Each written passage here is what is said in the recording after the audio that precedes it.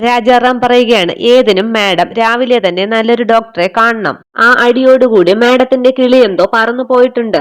അതെ, അർദ്ധരാത്രി ആവാറായി മാഡം, പോയി കിടക്കാൻ നോക്ക് പ്ലീസ്. ഞാനൊന്ന് രവി സാറിനെ കാണട്ടെ.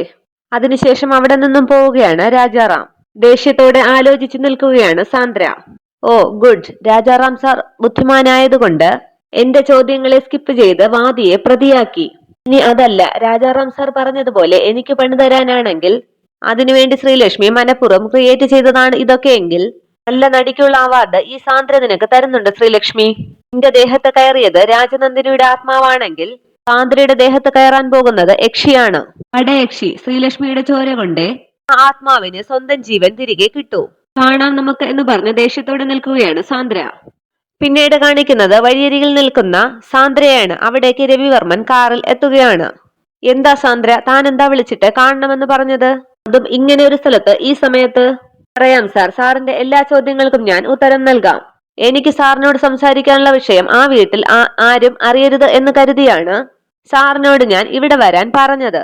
വീട്ടിലാരും അറിയാൻ പാടില്ലാത്ത കാര്യമോ? അതെന്ത് കാര്യം? എന്തിനാ സാന്ദ്ര ഈ മുഖവുര? കാര്യം പറയൂ. മുഖവുരയൊന്നും ഇല്ല സാർ, ഞാൻ സ്ട്രെയിറ്റ് ആയിട്ട് കാര്യം പറയാം. ഇന്ന് നമ്മുടെ വീട്ടിൽ വിചിത്രമായ ഒരു സംഭവം നടന്നു. അതിനുശേഷം ശ്രീലക്ഷ്മി രാജനന്ദിനിയായി മാറിയതും തന്നെ അടിച്ചതുമൊക്കെ വിവരിക്കുകയാണ് സാന്ദ്ര.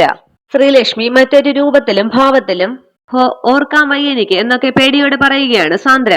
താൻ ശ്രീലക്ഷ്മിയല്ല രാജനന്ദിനിയാണ് എന്നൊക്കെ കൂടി പറഞ്ഞപ്പോൾ ഞാനങ്ങ് ഭയന്ന് വിറച്ചുപോയി സാർ. അതിനുശേഷം രവിവർമ്മനോട് സാന്ദ്ര ചോദിക്കുകയാണ്, സാറിന്റെ ആദ്യ ഭാര്യ രാജനന്ദിനി എങ്ങനെയാണ് മരിച്ചത് സാർ? ചോദ്യം അവിവേകമാണെങ്കിലും അധികം ആർക്കും അറിയാത്ത ആ രഹസ്യം എനിക്കറിയണം സാർ. രാജനന്ദിനിയുടേത് ഒരു സ്വാഭാവിക മരണം അല്ല എന്ന് എനിക്കറിയാം. ആരാ സാർ രാജനന്ദിനിയെ കൊന്നത്? അവരുടെ മരണത്തിൽ സാറിന്റെ വീട്ടുകാർക്കോ സാറിനോ എന്തെങ്കിലും പങ്കുണ്ടോ? അങ്ങനെ കുറെ സംശയങ്ങളുണ്ട് എന്റെ മനസ്സിൽ.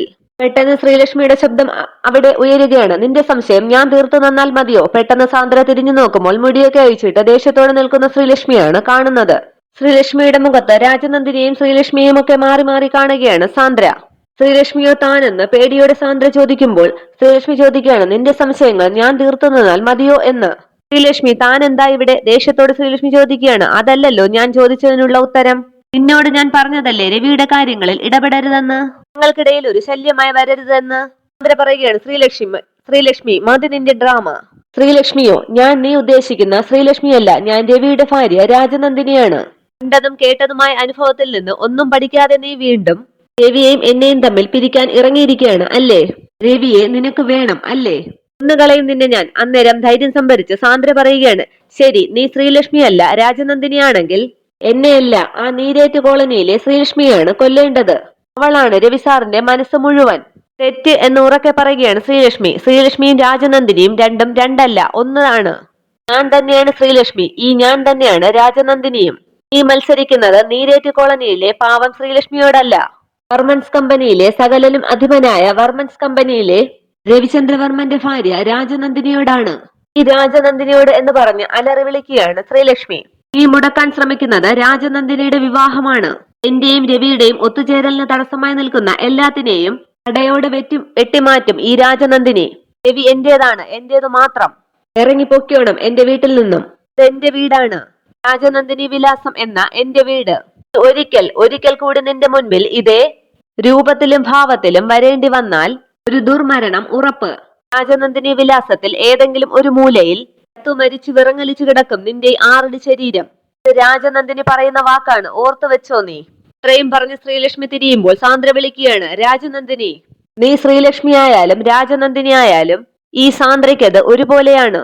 അതിനി പരലോകത്തെ രാജനന്ദിനി ആയാലും ശരി, ഭൂമിയിലെ ശ്രീലക്ഷ്മി ആയാലും ശരി, രവിവർമ്മൻ ഈ സാന്ദ്രയ്ക്കുള്ളതാണ്. ഒന്നിനും പറ്റിയില്ലെങ്കിൽ ശ്രീലക്ഷ്മിയെയും രാജനന്ദിനിയുടെ അടുത്തേക്ക് പറഞ്ഞു വിടും ഈ സാന്ദ്ര. എന്നിട്ട് ഈ സാന്ദ്രയും രവിചന്ദ്രവർമ്മനും രാജനന്ദിനി വിലാസത്തിൽ തന്നെ താമസിക്കും. രാജനന്ദിനി വിലാസത്തിലെ ആ സീക്രട്ട് റൂമിൽ തന്നെ ഭാര്യ ഭർത്താക്കന്മാരായിട്ട്. പെട്ടെന്ന് ദേഷ്യത്തോടെ തിരിയുകയാണ് ശ്രീലക്ഷ്മി. അതിനുശേഷം സാന്ദ്രയുടെ കഴുത്തിന് പിടിക്കുകയാണ് ശ്രീലക്ഷ്മി. വീട് എന്നൊക്കെ സാന്ദ്ര പറയുന്നുണ്ട്. പെട്ടെന്ന് ഉറക്കത്തിൽ നിന്നും ഞെട്ടിയുണരുന്ന സാന്ദ്രയാണ് കാണിക്കുന്നത്. സാന്ദ്ര കണ്ട ഒരു ദുസ്വപ്നമായിരുന്നു ഇപ്പോൾ കാണിച്ചതൊക്കെ. സ്വപ്നത്തിൽ നിന്നും ഞെട്ടിയുണർന്ന സാന്ദ്ര വിയർത്ത് കുളിച്ചിരിക്കുകയാണ്. അതിനുശേഷം ശ്രീലക്ഷ്മിയും രാജനന്ദിനിയുമായൊക്കെ മാറി മാറി പറഞ്ഞ കാര്യങ്ങളൊക്കെ സാന്ദ്ര ആലോചിക്കുകയാണ്. സാന്ദ്ര പറയുകയാണ്, ശ്രീലക്ഷ്മി, രാജനന്ദിനി, ഇതിനൊരു വ്യക്തത കിട്ടുന്നില്ലല്ലോ. ഇതിങ്ങനെ വിട്ടാൽ പറ്റില്ല, ഒരു വ്യക്തത കിട്ടിയേ പറ്റൂ. എന്തിനും നേരം വെളുക്കട്ടെ. തന്ത്രവിദ്യകളാൽ പറ്റാത്തത് തന്ത്രവിദ്യകളാൽ പറ്റുമോ എന്നെനിക്ക് അറിയണം. രാജനന്ദിനിയെ പറ്റി, രവിവർമ്മന്റെ എല്ലാമായ രാജനന്ദിനിയെ പറ്റി. പിന്നീട് രാവിലെ കാണിക്കുന്നത് ശ്രീലക്ഷ്മിയുടെ വീടാണ്. സരോജാമ്മ അടുക്കളയിൽ ചായ ഇടുകയാണ്. സുദർശൻ മെഷീൻ തയ്ക്കുകയാണ്. പക്ഷേ ശബ്ദം കാരണം ശ്രീലക്ഷ്മി തിരിഞ്ഞും മറിഞ്ഞും കിടക്കുകയാണ്. എണീറ്റ് വന്ന ശേഷം ശ്രീലക്ഷ്മി ആലോചിക്കുകയാണ്, അച്ഛൻ എന്താ അതിരാവിലെ ഇത്ര കാര്യമായിട്ട് തയ്ക്കുന്നത്? അമ്മേ, അച്ഛൻ എന്താ ഈ രാവിലെ എഴുന്നേറ്റിരുന്ന് തച്ചു കൂട്ടുന്നത്? ഒന്നും പറയണ്ട, കിട്ടിയ ഓർഡറിന്റെ ബാക്കി കുറച്ച് തയ്ക്കാനുണ്ടായിരുന്നു. രാവിലെ ആദ്യത്തെ വണ്ടിയിൽ കയറ്റി വിടേണ്ടതാണ്. തയ്ച്ചു കൊടുത്താലേ അടുത്ത ഓർഡർ കിട്ടൂ എന്നും പറഞ്ഞ് വെളുപ്പിനെ തുടങ്ങിയ തയ്യലാണ്. നേരം വെളുത്തിട്ട് തച്ചാൽ പോരെ എന്ന് ഞാൻ ചോദിച്ചതാണ്. ആര് കേൾക്കാൻ? ശ്രീലക്ഷ്മി, നീ ഈ ചായ ഒന്നെടുത്ത് അച്ഛന് കൊടുത്തേ. ഞാനേ ഇടിയപ്പത്തിനുള്ള മാവ് കുഴക്കട്ടെ. ചായ എടുത്തിട്ട് ശ്രീലക്ഷ്മി ആലോചിക്കുകയാണ്.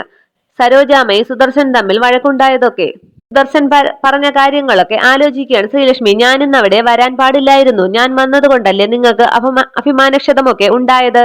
സരോജാമ്മ ചോദിക്കുകയാണ്, നീ എന്താ ആലോചിച്ച് നിൽക്കുന്നത്? എന്തു പറ്റി? ഇല്ലമ്മേ, ഇന്നലെ അച്ഛനോട് അങ്ങനെയൊന്നും പറയേണ്ടിയിരുന്നില്ല. നമുക്ക് വേണ്ടി അച്ഛൻ എന്തുമാത്രം കഷ്ടപ്പെടുന്നുണ്ട്. രാവിലെ ഇങ്ങനെ ഓരോന്നോർത്ത് വിഷമിച്ചാൽ എങ്ങനെയാ മോളെ? ഇന്നൊരു നല്ല കാര്യം നടക്കേണ്ട ദിവസമാണെന്ന് മറന്നോ നീ? അച്ഛന്റെ സ്വഭാവം മോൾക്കറിയാമല്ലോ. ഈ ചായ അച്ഛന് കൊണ്ടുപോയി കൊടുത്തിട്ട് മോൾ കുളിക്ക്. എന്നിട്ട് ക്ഷേത്രത്തിൽ പോയെന്ന് പ്രാർത്ഥിക്കുക. എല്ലാ വിഷമങ്ങളും ദേവിയോട് പറഞ്ഞ് സന്തോഷമായിട്ട് തിരിച്ചു വാ. എല്ലുമോളെ എന്നും പറഞ്ഞ് ശ്രീലക്ഷ്മിയെ പറഞ്ഞു വിടുകയാണ് സരോജാമ്മ. ആയമ്മ ശ്രീലക്ഷ്മി ചെന്നിട്ട് അച്ഛന്ന് വിളിക്കുമ്പോൾ സുദർശൻ പക്ഷേ മൈൻഡ് ചെയ്യുന്നില്ല. അതിനുശേഷം മിഷൻ ചവിട്ടിക്കൊണ്ടിരിക്കുന്ന സുദർശന്റെ കാലിൽ പിടിക്കുകയാണ് ശ്രീലക്ഷ്മി. മോളെ ശ്രീലക്ഷ്മി, എന്താ ഇത്? എണീറ്റേ. ഇതൊക്കെ സരോജാമ്മ അന്നേരം ശ്രദ്ധിക്കുകയാണ്. മതിയാക്കി എഴുന്നേൽക്കുകയാണ് സുദർശൻ. ശ്രീലക്ഷ്മി പറയുകയാണ്, അച്ഛൻ എന്നോട് ക്ഷമിക്കണം. ഞാൻ ഇന്നലെ ഒന്നും ആലോചിക്കാതെ അച്ഛനോട് അങ്ങനെയൊന്നും പറയാൻ പാടില്ലായിരുന്നു എന്നൊക്കെ കരഞ്ഞുകൊണ്ട് പറയുകയാണ് ശ്രീലക്ഷ്മി. എഴുതുകൊണ്ട് ശ്രീലക്ഷ്മി പറയുകയാണ്, മാപ്പ്. അറിയാതെ പറഞ്ഞു പോയതാണ്. അച്ഛൻ എന്നോട് ദേഷ്യമുണ്ടോ? ഈ വരുത്തിക്കൊണ്ട് സുദർശൻ ചോദിക്കുകയാണ്, അയ്യേ, എന്താ മോളെ ഇത് കൊച്ചുകുട്ടികളെ പോലെ?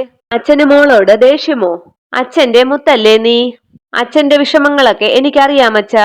രവി സാറിനോടുള്ള ഇഷ്ടം മനസ്സിലുണ്ടായിരുന്നിട്ടും അന്ന് അച്ഛനെ ആലോചിച്ചാണ് ആ വിവാഹത്തിന് ഞാൻ സമ്മതിച്ചത്. ബന്ധത്തിന് അച്ഛൻ അത്രയേറെ താല്പര്യം കാണിച്ചത് കൊണ്ട് മാത്രമായിരുന്നു. അച്ഛൻ വിഷമിക്കാതിരിക്കാൻ വേണ്ടി. പക്ഷെ അത് മുടങ്ങിപ്പോയപ്പോൾ പിന്നീട് വിവാഹമേ വേണ്ട എന്ന് ഞാൻ തീരുമാനിച്ചതാണ്. അതും സാധിച്ചില്ല. കാരണം രവി സാറിന് എന്നോടുള്ള സ്നേഹം എത്ര ശ്രമിച്ചിട്ടും കണ്ടില്ല എന്ന് നടിക്കാൻ എനിക്ക് ആയില്ല അച്ഛാ. സാറിന്റെ സ്വത്തോ പണമോ മോഹിച്ചിട്ടല്ല. രവി സാറിന് എന്നോടുള്ള സ്നേഹം, ആത്മാർത്ഥത, അതുകൊണ്ട് മാത്രമാണ് ഞാൻ ഈ വിവാഹത്തിന് സമ്മതിച്ചത്. അച്ഛൻ ഓരോന്ന് ചെയ്യുന്നത് കാണുമ്പോൾ എനിക്ക് പേടിയാവുന്നു അച്ഛാ. ഈ വിവാഹം കൂടി മുടങ്ങിയാൽ എനിക്കത് താങ്ങാനാകില്ല അച്ഛാ. ഇതൊക്കെ പറഞ്ഞ് കരയുകയാണ് ശ്രീലക്ഷ്മി. ശ്രീലക്ഷ്മിയുടെ കണ്ണുനീർ തുടച്ചുകൊണ്ട് സുദർശൻ ചോദിക്കുകയാണ്, എന്താ മോളെ ഇത്? നിന്റെ കണ്ണുകൾ ഒരിക്കലും നനയരുത് എന്ന് ആഗ്രഹിക്കുന്ന ഒരച്ഛനാണ് ഈ ഞാൻ. ദേ നോക്കിയേ, മോളുടെ നല്ലതല്ലേ ഈ അച്ഛൻ ആഗ്രഹിക്കൂ. കണ്ണടയുന്നത് വരെ മോൾ സന്തോഷമായിട്ടിരിക്കണം എന്നാണ് ഈ അച്ഛന്റെ ആഗ്രഹം. ചില കാര്യങ്ങൾ അറിയാൻ വേണ്ടി അച്ഛൻ ഒരു ശ്രമം നടത്തി എന്നുള്ളത് ശരിയാണ്. അത് പക്ഷേ മോള് വിചാരിക്കുന്നത് പോലെയൊന്നും ഇല്ല. വെളുപ്പാങ്കാലം മുതൽ ഞാൻ എഴുന്നേറ്റിരുന്ന് ഇതൊക്കെ തയ്ക്കുന്നത് എന്തിനു വേണ്ടിയാണ്? ഇന്നിവിടെ ഒരു ചടങ്ങ് നടക്കാൻ പോവുകയല്ലേ. ചെലവിന് കുറെ കാശ് വേണ്ടേ? അച്ഛൻ ചക്രം ചവിട്ടിയും കടകളായ കടകൾ മുഴുവൻ കയറിയിറങ്ങിയും ഈ പെടാപ്പാടൊക്കെ പെടുന്നത് എന്തിനു വേണ്ടിയാണ്? അച്ഛന്റെ മനസ്സിലെ ആദി പിടച്ചിൽ ഇതൊക്കെ എന്റെ മോളെ ഓർത്ത് മാത്രമാണ്. അച്ഛന് മോളുടെ കാര്യത്തിൽ അത്രയും വേവലാതി ഉള്ളത് കൊണ്ടാണ് അച്ഛൻ ഇതൊക്കെ ചെയ്യുന്നത്. ഇരുവരുടെയും സംഭാഷണമൊക്കെ ശ്രദ്ധിച്ചു നിൽക്കുകയാണ് സരോജാമ്മ. ദർശൻ പറയുകയാണ്, എന്റെ മോള് കരയരുത്, ക്ഷമിക്കരുത്. ഈ അച്ഛന് അത് മതി, അതുമാത്രം. അല്ല, മോൾക്ക് ക്ഷേത്രത്തിൽ പോകേണ്ടതല്ലേ? അമ്മ പറഞ്ഞു ദേവിയുടെ മുൻപിൽ ചെന്ന് വിഷമങ്ങളും സങ്കടങ്ങളും ഒക്കെ പറഞ്ഞ് പ്രാർത്ഥിക്കാൻ. എന്നാ വേഗം റെഡിയാകു. മോള് ക്ഷേത്രത്തിൽ പോയി തിരിച്ചു വരുമ്പോഴേക്കും അച്ഛൻ ടൗണിൽ കൊടുത്തുവിടാനുള്ള ഈ സാധനങ്ങളൊക്കെ കൊടുത്തിട്ട് വരാം. അതിനുശേഷം ശ്രീലക്ഷ്മി ചായ സുദർശന് കൊടുത്ത ശേഷം പോവുകയാണ്. ചായ ഒരു പ്രാവശ്യം കുടിച്ചിട്ട് സുദർശൻ ശ്രീലക്ഷ്മിയെ തിരികെ വിളിക്കുകയാണ്, മോളെ കുറച്ച് ഇതിൽ നിന്നും കുടിക്കുക. അത് വാങ്ങി കുടിക്കുകയാണ് ശ്രീലക്ഷ്മി. പിന്നീട് കാണിക്കുന്നത് ഒരു മന്ത്രവാദിയുടെ മുൻപിലിരിക്കുന്ന സാന്ദ്രയാണ്. മന്ത്രവാദി പറയുകയാണ്, ഓ അതോ, അപ്പോൾ കുട്ടി ഇവിടെ തന്നെ വരാനുള്ള കാരണം അതാണ്? അതെ സ്വാമി. പക്ഷേ കുട്ടിക്കുണ്ടായി എന്ന് എന്നോട് പറഞ്ഞ അനുഭവം അത് മാനുഷികമായിരുന്നില്ല, അമാനുഷിക ശക്തി തന്നെ ആയിരുന്നു. സ്വാമി പറഞ്ഞു വരുന്നത്? അതെ, ഒരുപാട് മനസ്സുകൾ ആഗ്രഹിക്കുന്ന ഒരു ശുഭകാര്യത്തിന് തടസ്സമാകാൻ കുട്ടി ശ്രമിക്കുന്നു.